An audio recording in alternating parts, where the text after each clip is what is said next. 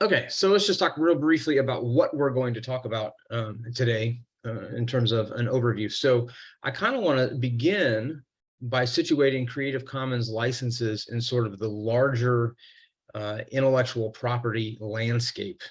And not, I mean, that's going to be a very high altitude view, but sometimes I think when we look at the minutia, all the distinctions between the different types of licenses that we might choose to apply to any content that we're developing, or that we can try to interpret that license when it comes to any content that we encounter. It can be useful to kind of know exactly what the Creative Commons license is actually doing from a sort of legal and theoretical standpoint. So we'll talk about that briefly. Some of this may be very elementary and rudimentary to you folks. I know that if you've got lots of experience here, but we will touch on the basic elements of a Creative Commons license. There are 4 basic elements. One of them is common, and then some of them are different from license. We'll talk about how that actually plays out. So what the different types of license are. There are 6. We'll go through what they are, how they function, what makes them different from one another, and kind of what the implications or what the purposes are between those. And then finally, we'll talk a little bit about some approaches to how we mix and match OER, particularly when we're creating our own OER content, but we're using other stuff that we found and we want to bring it together in conversation. And that's really kind of where the tricky in the weeds level stuff gets when it comes to Creative Commons licensing. So we'll talk a little bit about how different licenses interact and the sort of matrix of ways in which we can combine, or in some cases, not combine OER. So that's a broad overview of what we're going to do.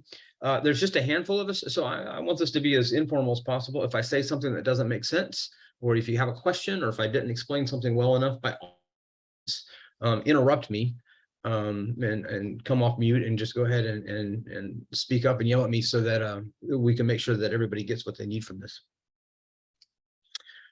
If we start at the very beginning, and we go all the way back to like the 30,000-foot view here, obviously what we're really talking about here are intellectual property rights. And in the US, broadly speaking, we can break intellectual property rights down into 3 different categories, 2 of which don't really matter for us today. Trademarks are property right designations that are purely commercial. So those are for logos and branding items and things of that nature.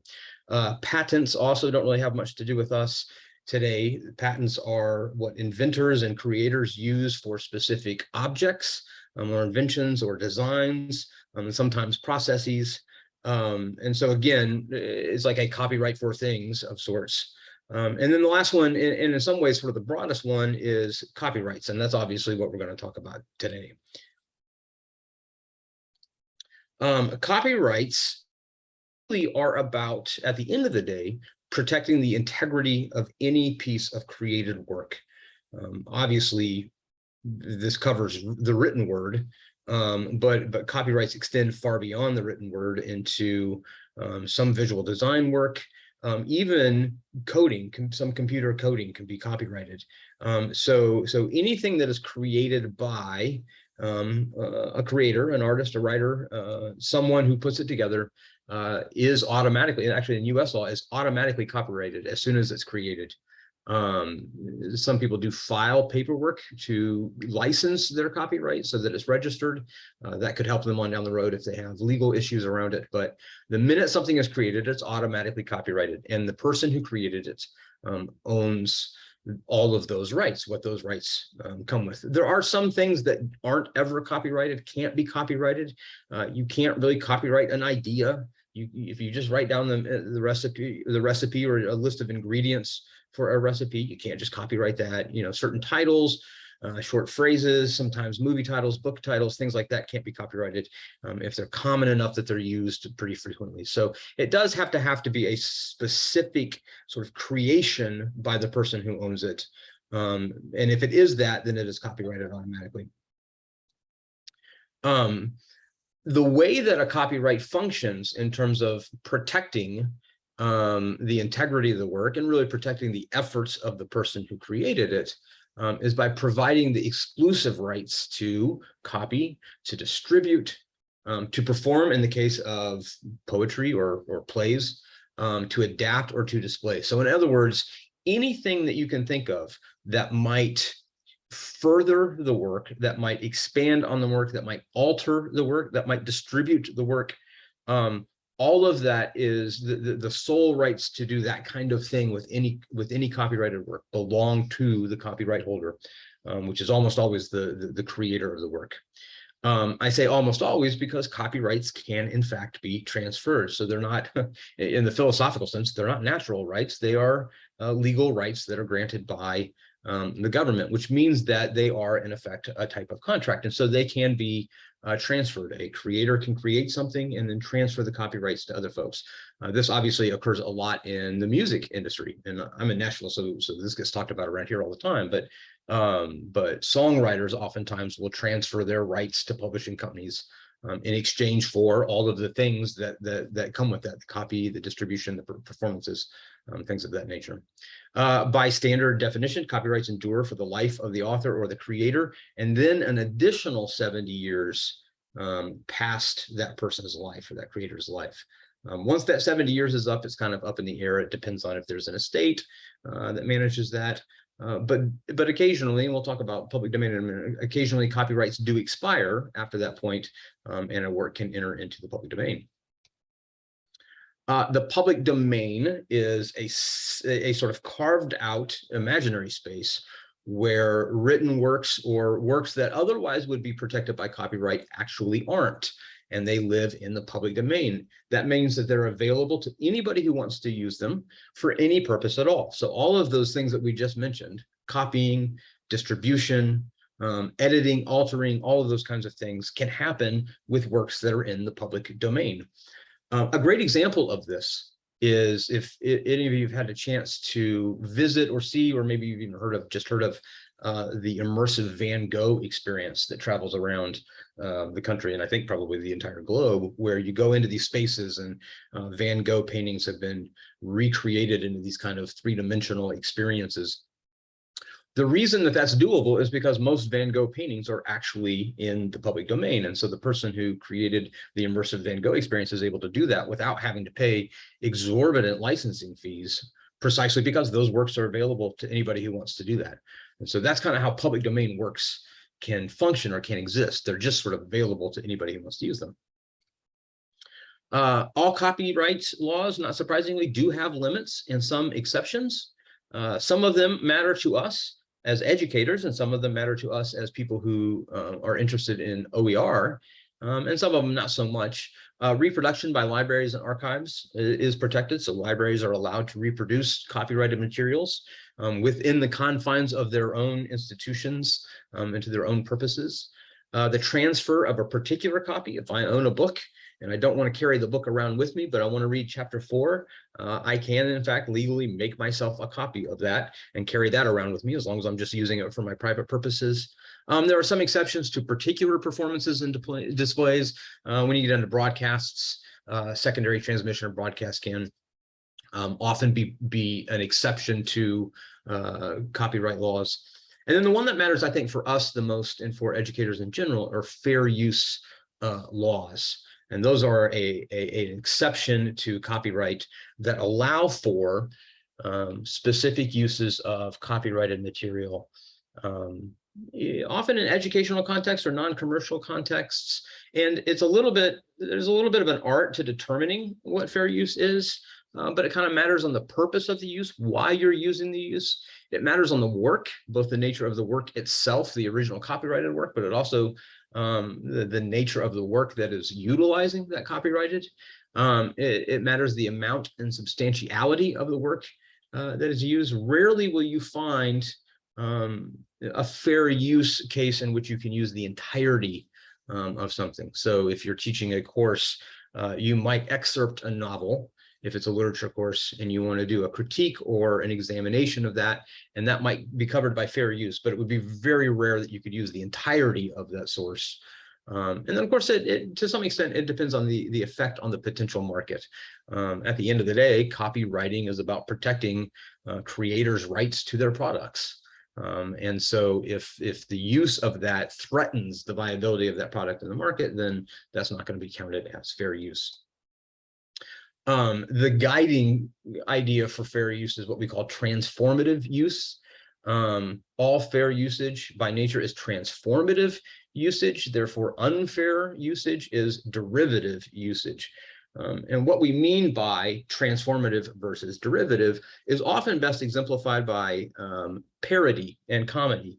And there have been several court cases that have gone all the way to the Supreme Court around this. So when is it fair use for a comic or set of comics to take copyrighted material and rework it for their own purposes?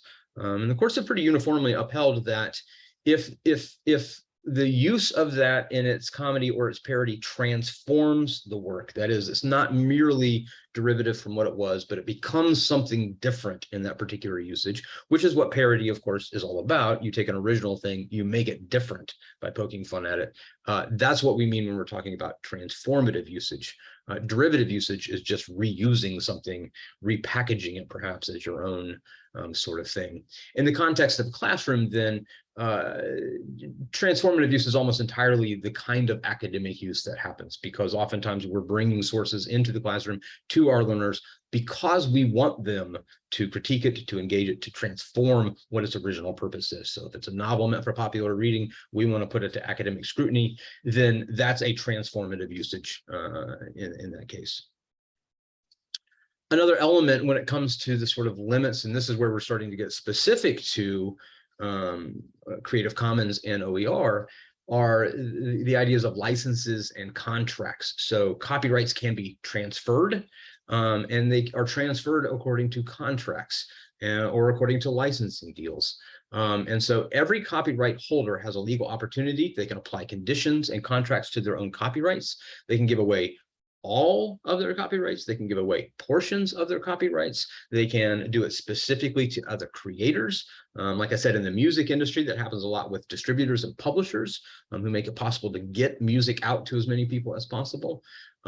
It's also possible that copyright holders can just give their work away to the public. And this happens quite frequently, actually. People will give up their work solely with the intent that anyone can make use of that work in any way that they want. In fact, that is what open educational resources and the Creative Commons movement itself is entirely about, right?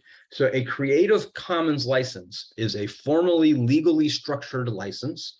Creative Commons is the nonprofit that organizes this and that makes this possible, but a Creative Commons license is the actual contract that allows a creator to assign their rights to the general public. But remember, we said the copyright holder can assign all, but it can also just assign portions of those rights to the public. And the Creative Commons hierarchy of licenses, of the ways in which copyright holders can share their material, is all about actually limiting and putting strictures on the ways in which the public can use the material. So it makes it widely available, but it also allows the creator to put certain restrictions on how the public can and cannot use that particular piece of work. So there are 6 primary types of Creative Commons license. We'll go through them all in just a moment.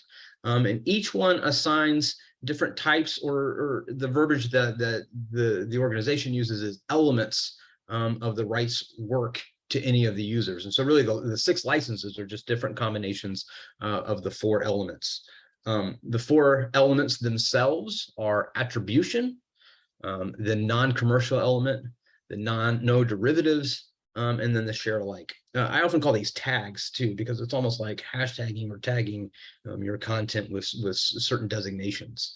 There are abbreviations next to these. So the attribution is often just called the by license. In other words, you are saying it is by this person. That's kind of the only restriction. Non-commercial is NC, ND, and SA, obviously. The licenses themselves are then these, and you probably are already familiar with these and with the symbols that come with them. I've ordered these on purpose in terms of most open to very least open down at the very bottom. And so The most open of them is the CC BY, or which is just the attribution license.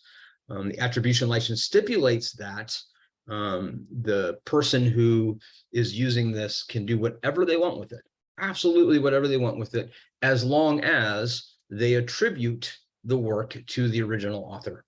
So if you're doing the immersive Van Gogh experience, the only thing, if this were a Creative Commons by licensed set of artworks, the only thing that would be required of the person who did this is to say, hey, these paintings are all original. These original paintings were by Vincent Van Gogh. And then they're covered and they can do whatever they want with that content. That includes, by the way, taking it and making commercial use out of it. So it is a genuinely open license at that point in time, as long as you're getting the attribution.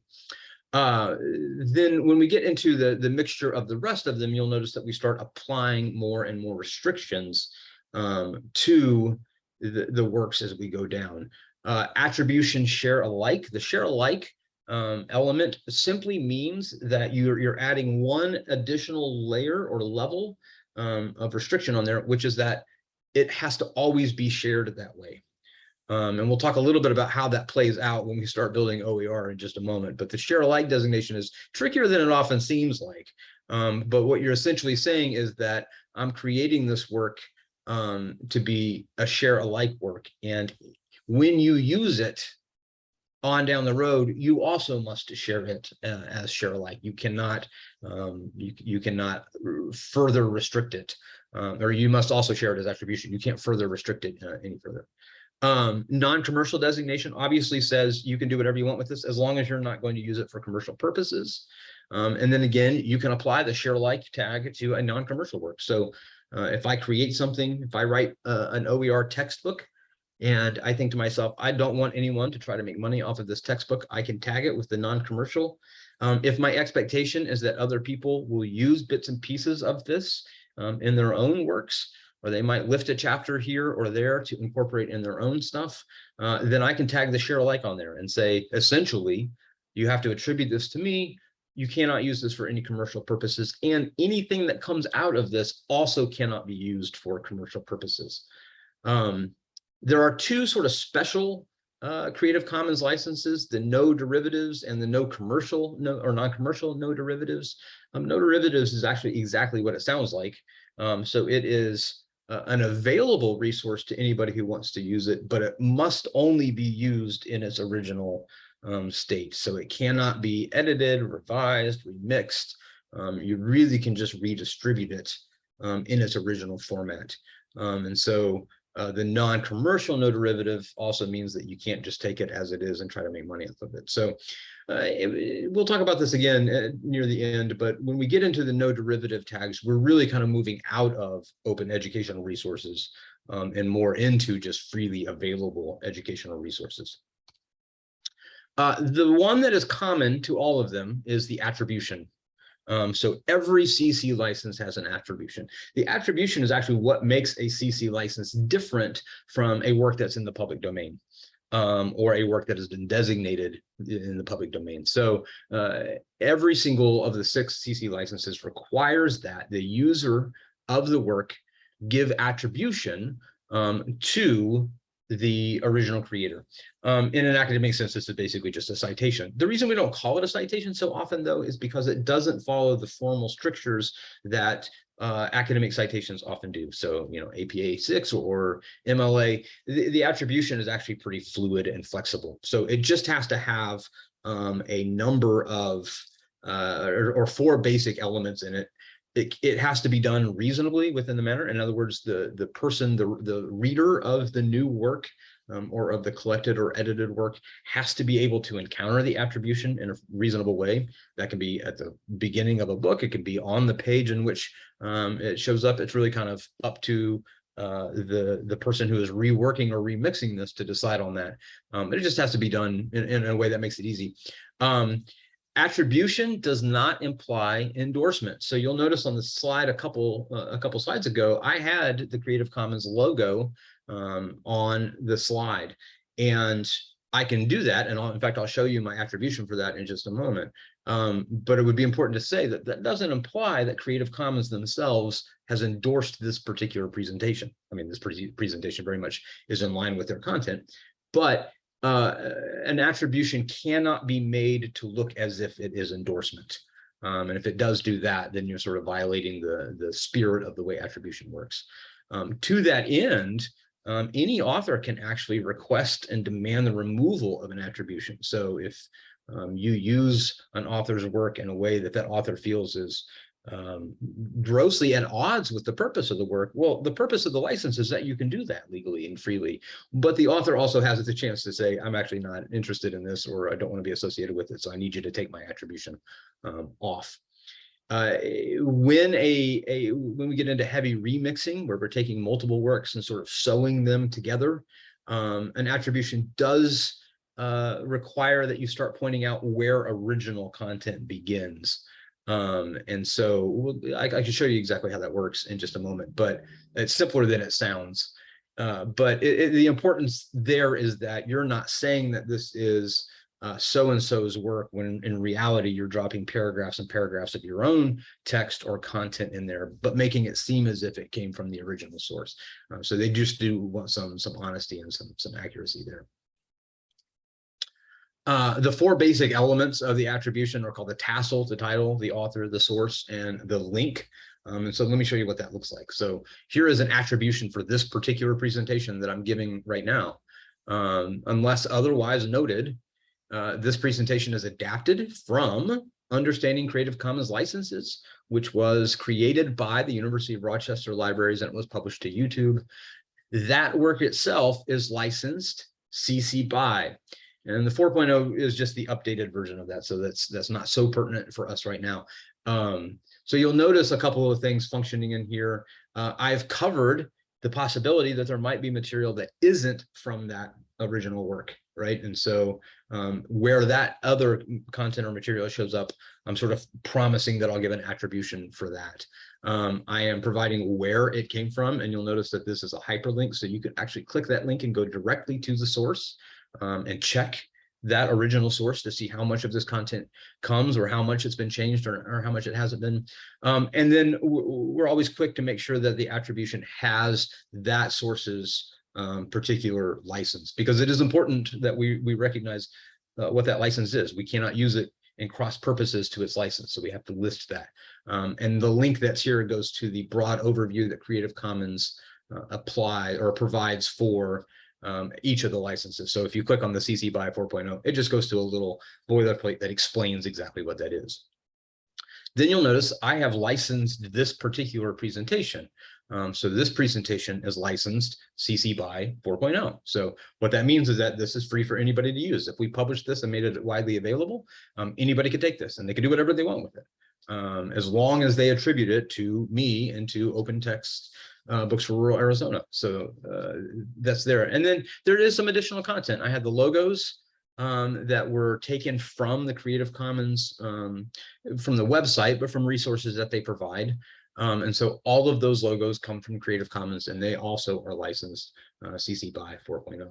So this is just how an attribution works. In this particular case, it seemed most convenient for me to provide the attribution to this particular work at the point in the presentation when we were talking about attributions, right? So the creator or the author has a lot of leeway in terms of how they do the attributions, or where they do the attributions, I should say, as long as they're covering all of the basic four elements of the attribution.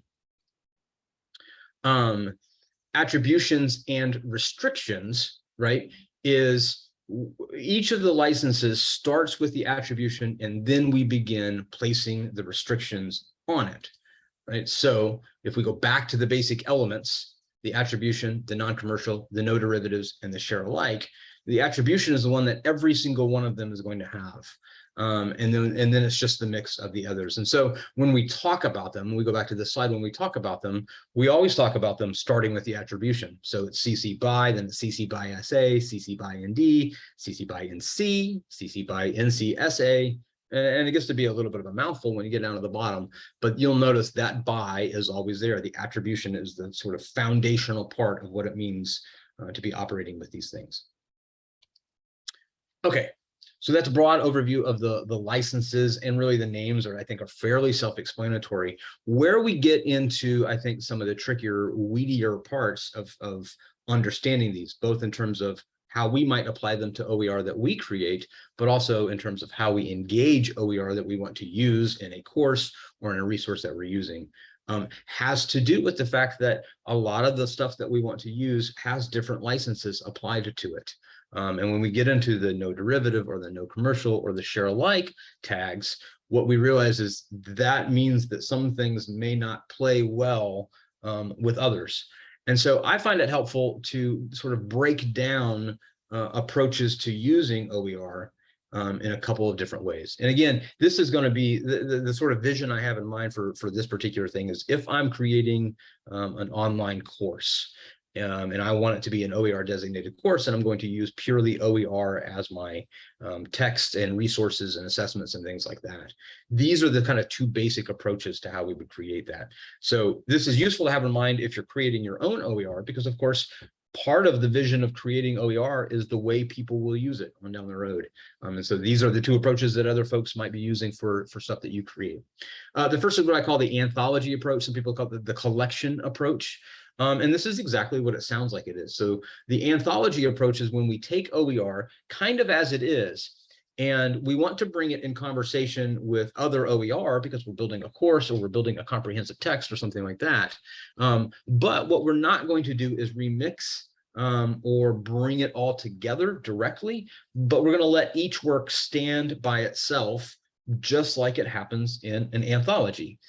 So if you're, all of you are familiar, I'm sure, with anthologies. I grew up, both of my parents were humanities educators. So I grew up around Norton anthologies of just about everything. And so if you're familiar with an anthology, there's often an introductory essay that might do some explanation or interpretation or critique of the kinds of work that are in the anthology. There might be an afterword that has some technical notes or something like that. But the anthology itself is just the works side by side, right? Maybe some introductory matter that gets put in there, but it's just the work standing there side by side. So the anthology approach is a very viable way of combining and using OER. It's a very useful way because well, I'll explain that here in just a second. So the second approach is the remix or adaptation approach. Also a very useful way, but here is where we're talking about, rather than allowing each individual piece of content to stand on its own side by side with other content, we actually want to bring stuff together. Let me unpack this just a little bit more. So the anthology approach, since it doesn't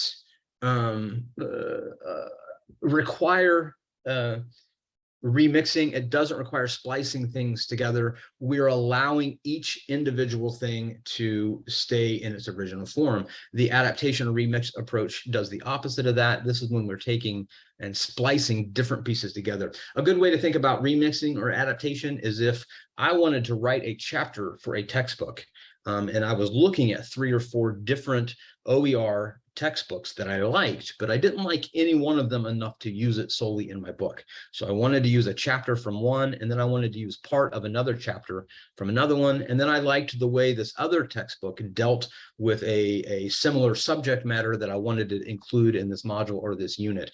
And if I brought all of those together and I created that as one module, as one unit, or as one chapter, one text, that's what we're talking about when we talk about remixing and adapting. And that's really kind of the magic and the beauty in some ways of OER and of open pedagogy.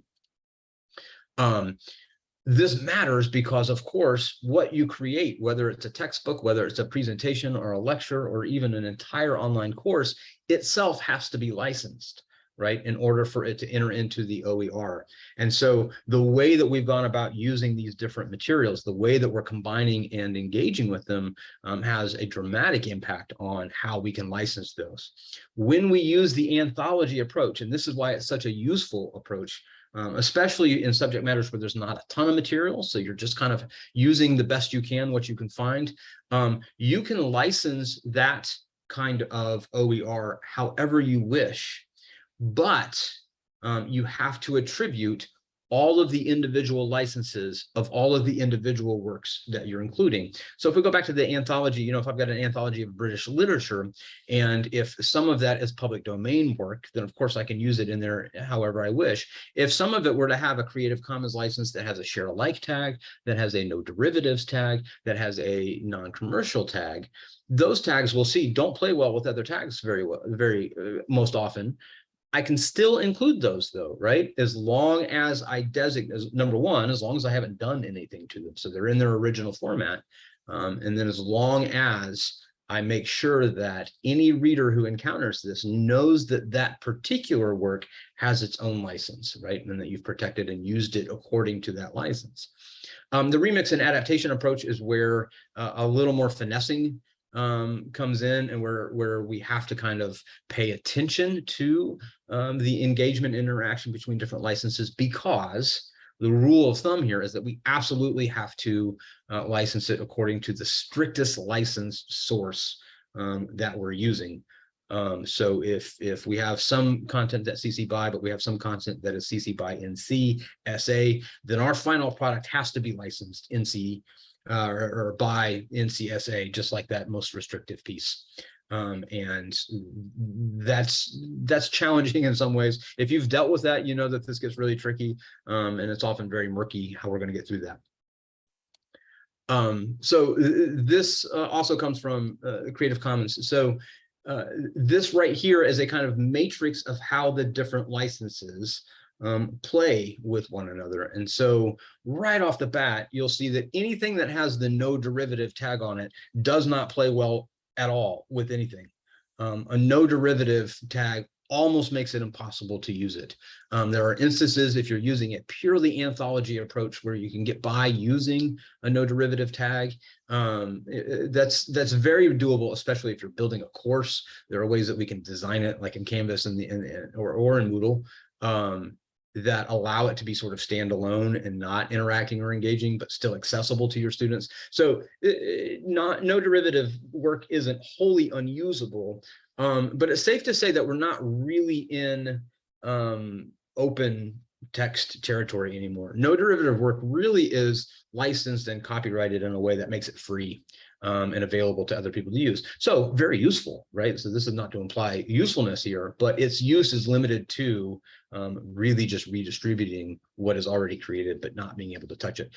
You'll also notice that when you start applying the share alike tag, that you start losing some compatibility with other licenses. Again, because the share alike is going to trump just about anything that it encounters. Where you don't see any restrictions at all are the CC BY, and except for the ND, of course, but CC BY content can really engage and play well with everything. And so this is why if you're familiar with the stipulations of the grant, if you submitted courses or work to be considered by the grant, this is why the designations we have are CC BY, CC BY SA, and CC BY NC. Those are the three least restrictive opportunities, or those are the three least restrictive designations that we can have. But the gold standard is absolutely CC BY. Because this is what allows any educational resource to be truly open to whatever use any learner, any other educator could possibly dream up or come up with in order to use. Everything else beyond that, there may be perfectly really legitimate reasons to apply those tags. But I think one of the things that we want to convey to folks right away is the more tags you apply, the more restrictive your work will become to use on down the road at a later time. And that matters, because I think as educators, a lot of times we want to lock the work that we create into non-commercial purposes. We're doing this for education, for educational purposes. And the instincts behind that are right on, obviously, because we're here to provide content for students to learn. We're here to find content for students to be able to learn and not have to pay for. And so that's a great purpose. But what matters, right, when we go back to that matrix, if you can envision the complexity of that and all those different checks and X's, is that even the non-commercial tag begins to restrict the way it can engage with other content, right? And so one of the guides that we use around non-commercial tags is if you have a complete resource that somebody could conceivably take, print, and start selling as it is, then the non-commercial tag actually could make a lot of sense. But if what you're creating is something that could easily be intertwined with other content, that's when we want to go back to CC BY, because that's what opens up the greatest possibility and the broadest sense of openness for any educational resource. Okay, that's a lot of content in a short amount of time, and I'm going to stop sharing my screen and come back up here. And apologies, I haven't been looking at the tech or the chat this whole time. And so let me look at this real quick. How many chapters? The general limit is 10%. Yes, that's great. So when we talk about fair use and how much, it really is not a ton can be used. So let me turn my camera back on.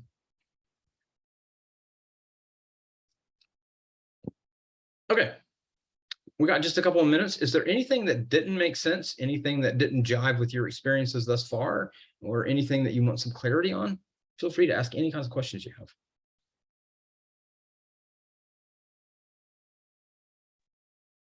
Micah, I use a lot of YouTube videos, and I just went into YouTube to find out if I could see where the licensing was, or and because I use clips, and they always have the attribution of where the clip is from. But I just noticed that YouTube doesn't really have as such it's anything that looks to me like licensing. Maybe they do, maybe they don't. I couldn't find it. They do. So that's a great question. And YouTube is one of the things that we mess with a lot, particularly as instructional designers, because we're trying to help faculty figure out how to incorporate these things. So all YouTube videos are commonly licensed. So YouTube applies a general license to everything that it hosts on its site, and that license is actually pretty permissive. So it's very easy to use YouTube videos in your OER, particularly if what you're doing is if you found a lecture, if it's a TED Talk, it's something like that, and you just want to expose your students to that. It's super simple to do it. Where it gets tricky is if you wanted to take a YouTube video, figure out how to download it, and start editing the video itself. If you wanted to split it up, and if you wanted to splice it, if you wanted to mash it with something else, that's where it gets a little bit trickier. One of the cool things about YouTube, though, is it allows creators who post videos to use Creative Commons licenses for their videos. And when you go into the advanced search options in YouTube, it will allow you to restrict or to filter out all videos that don't have a Creative Commons license. So if you wanted to go in and you wanted to find out, how to change the alternator on my car, you could go into your search settings and only return hits that have a Creative Commons license applied to them. And again, that's where you get into the possibility that you can actually take that resource and use it whatever. You could do whatever you want with it. You could embed it into a chapter in a textbook. You could do that kind of stuff. If it doesn't have a specific Creative Commons license, the rule of thumb I always tell faculty, if it doesn't have a Creative Commons license, you basically just have to use it as it is in YouTube. And the easiest way to do that is just to embed a link so that when your student clicks it, it takes them to YouTube, or to embed the HTML code in the page so that it is playing through the YouTube player. That way the learner knows, or the student knows, that they're viewing something in the YouTube platform. So it's sort of like you can't take it out of the YouTube world and then use it. As long as it is branded as a YouTube video, or they're experiencing it in the YouTube environment, then you're safe, because YouTube has a pretty broad license, because that's what they do, right? They want as many people to encounter those videos as possible. Does that make sense? Does that help at all? Yeah, that was what I needed to know. Great.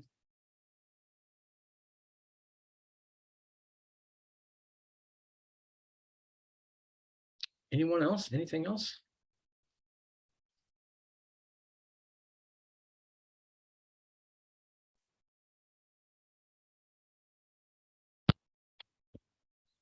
I have a question, if I may. You had that one slide that an attribution should include. So it was the title, the Correct. author, the source, which is usually a hyperlink, right? Correct. And then the type of attribution. Correct. Okay, so if I'm using material that has a CC license, just always keep those 4 things in mind that I need to include. Yes. So yeah, I mean, again, it's the basics of any citation, right? True. It's just a little bit more flexible and a little more informal. But as long as you're saying this is where I got it, this is who created it, this is where I found it. So and this is where I got it, and this is where I found it, are often both accomplished by providing a hyperlink. And then as long as you say this is how it's licensed, and it is standard practice to embed the link to the Creative Commons explanation of the license. You don't have to do that, but that's kind of what people want to do, so that you can just click on it and understand what that license is. Okay, makes good sense. Thank you. Yep. What else? We still got a couple minutes. I'm happy to, I'm happy to answer questions as long as we need to, but if there's anything else.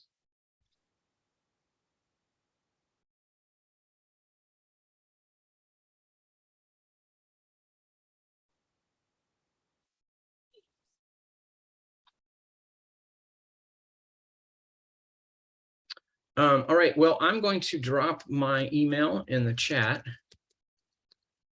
so that should you ever have any questions about licensing, about, well, really about anything related to building online courses that are based on OER, you're more than welcome to reach out and to get in touch.